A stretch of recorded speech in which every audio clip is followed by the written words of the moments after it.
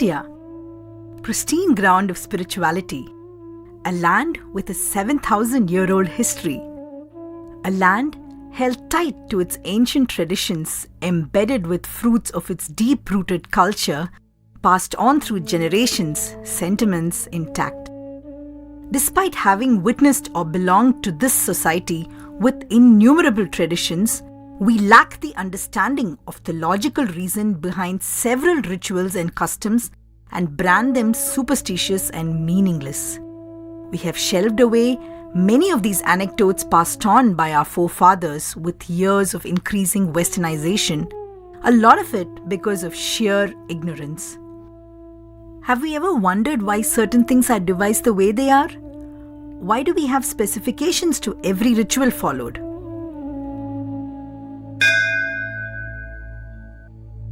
Idol worship is a form of prayer. But what is the reason behind installing these idols in magnificently constructed temples?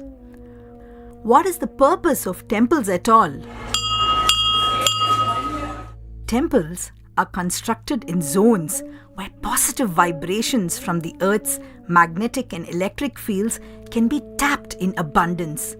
The peak of this energy is felt at the Garbhagriha or the Sanctum Sanctorum where the deity is installed. People are asked to walk barefoot in temples so that the radiation is easily absorbed.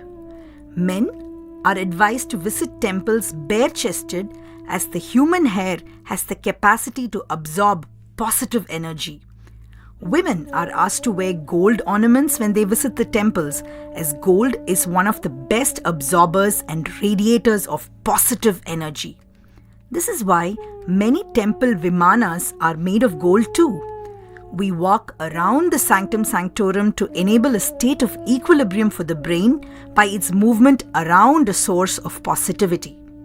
These are some of the reasons behind the sense of serenity that fills a person from within whenever they visit a temple, regardless of their belief in God.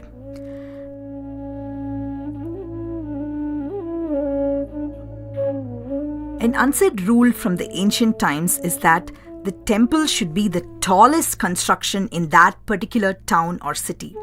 We see this rule in prevalence in the Agraharam style of civilization in the rural areas. The reason commonly stated is that God is the supreme and hence the temple must be the tallest. Actual reason behind this practice is the absorbing power of the temple gopuram. The gopuram is usually filled with paddy on the inside, which is an excellent absorbent of shock waves. Wherever lightning hits the village, the rays are diverted to the gopuram and the excess harmful rays are transmitted to the earth.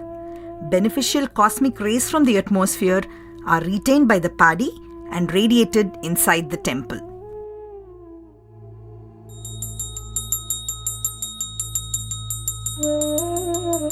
There have been debates regarding conducting abhishekams for stone idols in temples.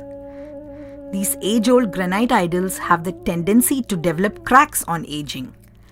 Regular contact with agents such as milk, honey, and oil help in keeping the idol intact, thus preserving these ancient sculptures. Another interesting observation is that the base on which these idols are mounted is made up of a specific alloy of gold, silver, and traces of lead, which have medicinal properties when combined with milk and honey. This is why milk and Panjamridam from the Abhishekam that are distributed are said to have special properties that cure many diseases. Earlier, when the literacy rate in the country was much less than it is now, instilling a fear of God was the only way to put forth scientific ideas and practices involving logical reasoning. We have unfortunately forgotten the essence of such genius measures and brushed them away as superstitious.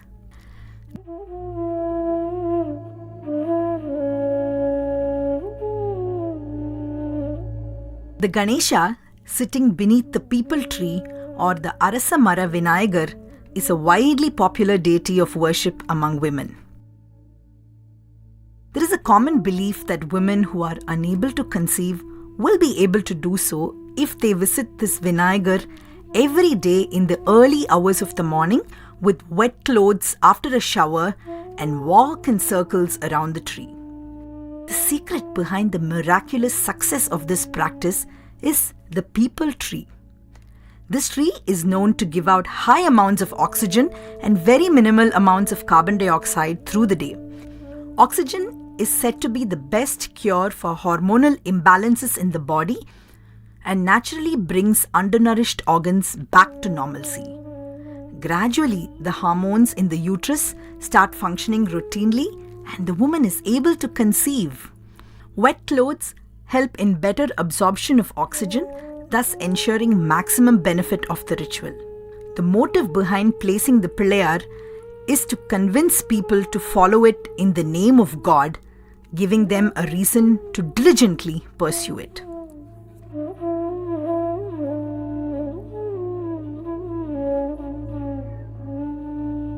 In Indian tradition, crows are given special importance as they are considered ancestors.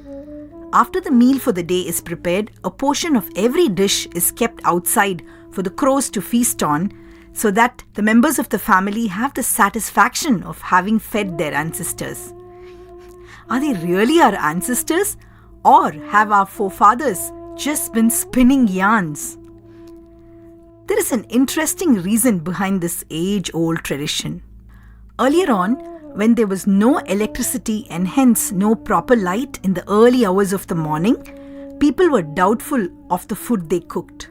The crow, as we all know, is a creature that can eat almost anything and that which never refuses food.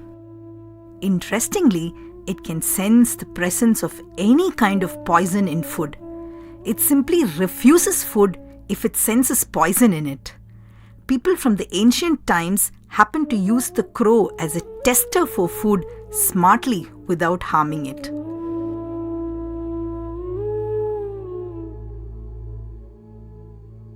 When it comes to the food system, Indian cuisine is one of the most balanced regimens, including optimum quantities of all nutrients conceived into delicious dishes that are easily digestible.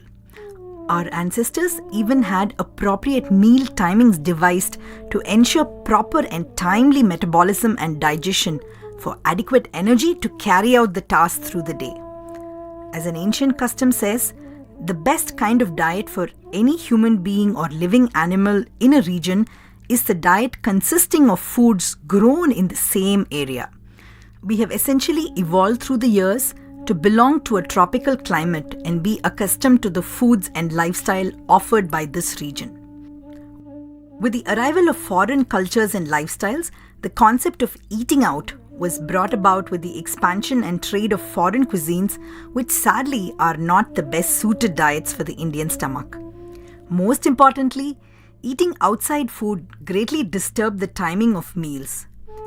We may believe that the only consequences of ill-timed meals are acidity and gastroenteritis, but actually, the human body functions by a system of energy flow between organs.